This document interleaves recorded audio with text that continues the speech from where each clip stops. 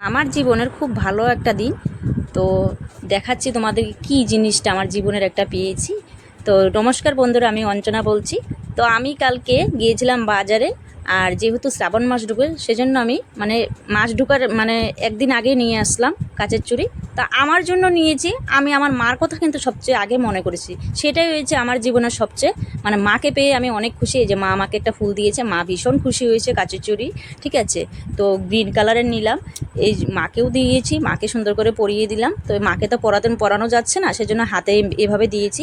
মা যখন আবার আনবো তখন আমি মাকে সুন্দর করে এই চুড়িগুলো পরিয়ে দিব। তো আমি আমার নিজের জন্য যদি কিছু একটা নিই, আমি সর্বপ্রথম আমার মাকে দিই। ঠিক আছে, তো মাকে দিয়ে আমি খুব সন্তুষ্ট, ভালোবাসি। আমার জীবনের খুব ভালো একটা দিন, আর মাকে পেয়ে আমি অনেক খুশি হয়েছি। তারপর আমার বর আমাকে সুন্দর করে চুড়িগুলো পরিয়ে দিল। তো দেখো, আগে কিন্তু আমি পুজো দিয়েছি। ঠিক আছে, ঠাকুরের আশীর্বাদটা হচ্ছে সবচেয়ে বড়। তারপরে বরকে বললাম আমাকে এটা পরিয়ে দাও।